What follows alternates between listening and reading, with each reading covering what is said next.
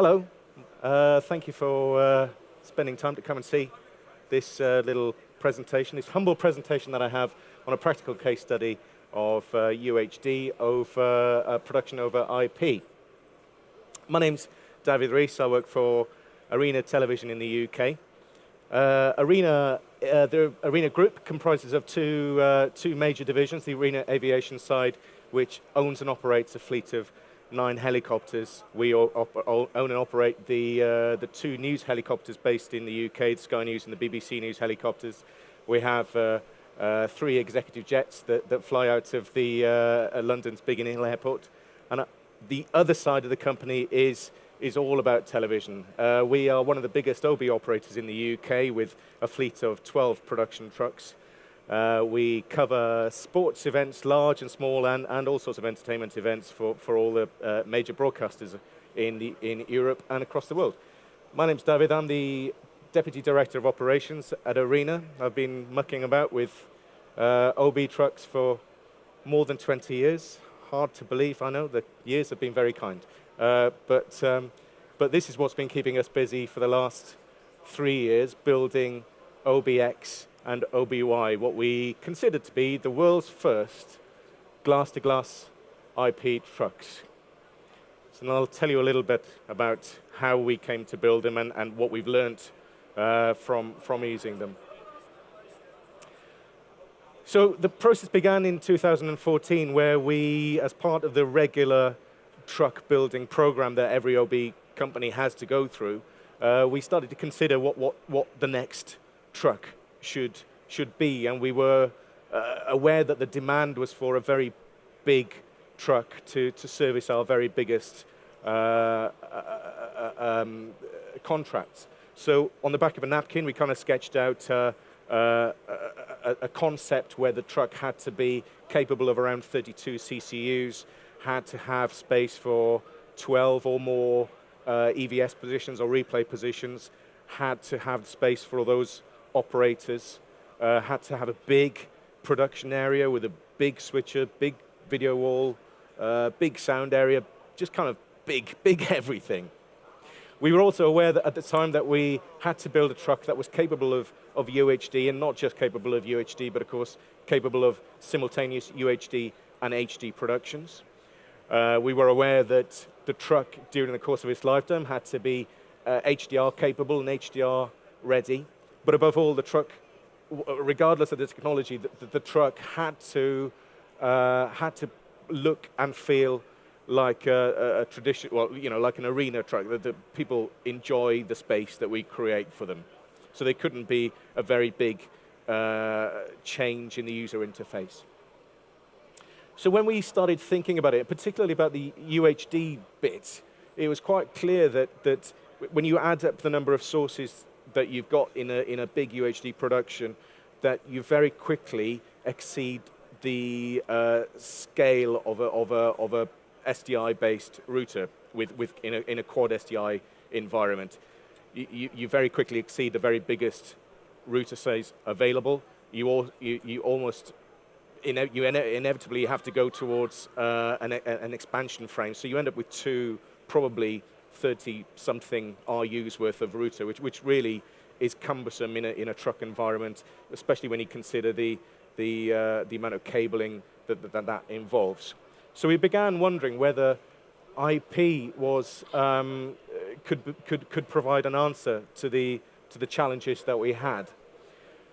And even in 2014, when we started looking at this, it was clear, despite the very limited amount of equipment there was at that time, that IP really did have huge advantages in our environment. It allowed us to have the scale of production we needed, 32 cameras, 12 replay servers, all the multi-viewing that we needed. It allowed all that within a fairly flexible infrastructure, but it allowed scalability, it allowed expansion beyond that as well. Even looking at a fairly small enterprise-grade switch, it was clear that this was easy. This was a small fry for that. It also provided flexibility. It allowed the amount of resource that we had within that truck allowed for simultaneous UHD and HD production. It allowed for HDR in whatever format HDR arrives. Remember, we were thinking about this 2 or 3 years ago, where there was still, well, there still is, of course, an awful lot of discussion about HDR. But at the time, we were wondering, well, hey, you know, HDR might be greater bit depth or might be greater bit rate. But whatever format that arrived in, we were aware that IP could provide a solution to transport that signal. It gives a great signal format flexibility. The other thing I think is worth saying that in our mind, of course, we came to this project with a really open mind, thinking, well, you know, IP's been around for a very long time. IP's been around since the late 70s at least.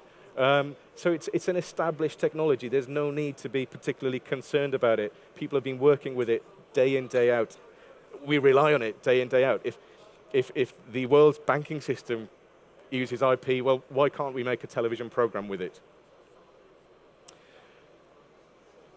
So after considering all those elements and talking with a number of vendors, these are the specifications we ended up with for OBX, Y, and Z. Most of the video processing equipment is Grass Valley, with a Grass Valley Cayenne mixer, the KMX multiviewers, Donsate infrastructure with IPG 3901 gateway cards, GV node processing for vertically accurate sources and destinations, and a whole bunch of other things that you'd expect to see in a big truck, the Carrack Apollo, for example, and the other things that are familiar to you, I'm sure.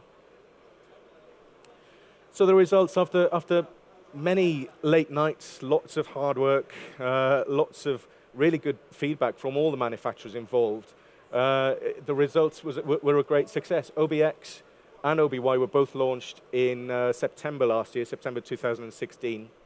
OBX has been covering BT Sport's UHD coverage of the Premier League in the UK. And OBY has been working for Sky Sports on their rugby union coverage. And I think that's worth dwelling on for a moment, because we didn't launch these things and put them on a sort of a small-scale task just to prove the concept. They went straight in to do, especially in the Premier League, especially in OBX's case. You know, the Premier League costs however many millions of pounds per match for BT Sport. So it shows their confidence in us, confidence in the technology that they had allowed our truck to carry on working on the Premier League show, and I think it's worth there we are. Worth just reiterating that the IP technology has performed very well. The kind of faults that we see in the truck, as it's been working for more or less a year now, the kind of faults we see are the same sort of faults that you see in any truck, but none of those are particularly concerned with the IP video system. This year we're expanding the fleet. We're adding OBZ to the fleet, which is another new truck based on the X and Y concept. And interestingly as well, I think OB12 is a refurbishment program. And knowing what we knew about the technology, we looked at OB12 as again with a blank sheet of paper, wondering, well, do we just take what is almost a 10-year-old SDI router in OB12 and replace it like for like with another SDI router, or do we take out the whole infrastructure and replace it with IP? And having looked at it from a commercial angle and an engineering angle, there's no question in our mind that the right thing to do was to refresh OB12 with an IP infrastructure. So let's think about the human impact of IP on the operators. The fact is, for the operators, there's very little difference. They still get to site, they still drink tea, they still eat biscuits, they still complain about the rate, they still complain about the tax codes, they still go on and do their job in the truck. They press all the buttons, it all feels the same, it all looks the same. They wrap up, they go home. And they don't care. They don't care whether it's IP under the hood, whether it's SDI under the hood, whether it's wet string under the hood. So for the operators, it makes very little difference other than it all looks great and it all feels great. System responsiveness, latency is the same as with SDI.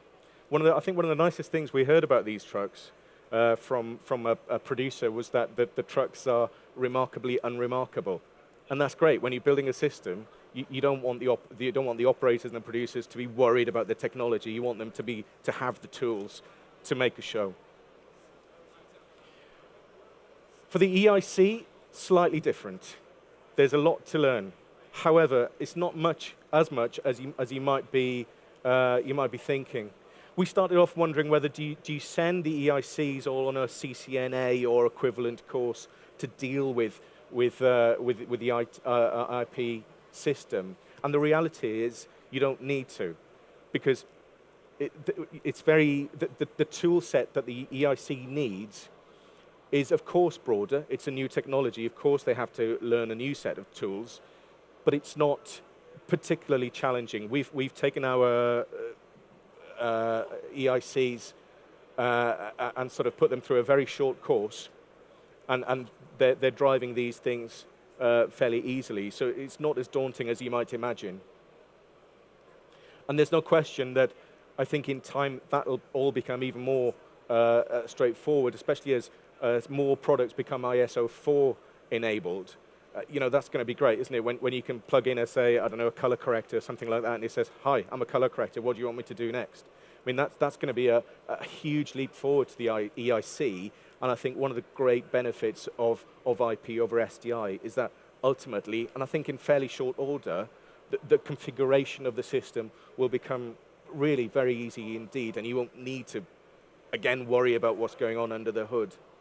I kind of, there's an analogy, I think, that people suggest, well, don't you need a lot of Cisco training or Arista training or Juniper training to run these systems and understand what's going on within the switch? But it really, when you consider it, we don't know about the code that's running inside a baseband switch. We don't care about that. It just does its job. And that's a very similar situation where we are now. It's just doing its job in the background, and we have very little to do with it. We've used 10 and 40 gig networks on OBXYZ and OB12 with TCO compression. We find that that's a really bandwidth efficient way of operating. Again, I think there's a lot of discussion about some puritanical discussion about whether the signal should be uncompressed within the truck. But again, when you think about it, we've always used whatever methods we have available to be bandwidth efficient, whether that's even in analog days with color difference or chroma subsampling. Wherever we can, we need to be bandwidth efficient, and that's what TCO for us allows us to do. So we can squeeze 3 UHD signals onto one 10 gig cable. We've been really impressed actually with the way that whole mezzanine compression system has worked. It's visually lossless, has very imperceptible latency. Of course, there is a few lines of latency, but it's very limited indeed. And there's been zero pushback from our clients. We've never had a letter from a viewer complaining of TCO artifacts on the Man United goal or something. That's just not happening. So in conclusion, then, having built what's apparently the world's first glass-to-glass IP trucks, the reality is, for us now, it's business as usual. It works. These trucks are working week in, week out on some of the most highly valuable assets in terms of sports rights in the UK, perhaps in the world.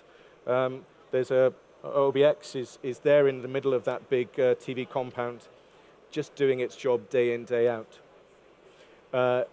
There's very little impact to the operational staff. They still come in and do their work. They're not bothered about what's going on under the hood.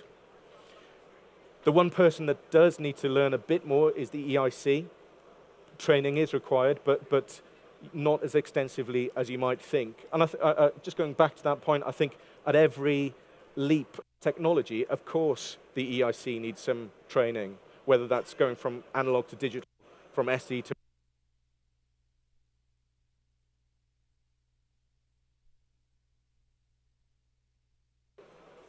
And finally, we're running on those 10 and 40 gig networks with TECO, mezzanine compression, which really uses the bandwidths available very efficiently indeed, with very little cost. So a quick thank you to the key technology partners involved in building OB, all the trucks really, ASGB for the coachwork, and the other companies you can see there, many of whom at NAB. And to reiterate as well, I should there's a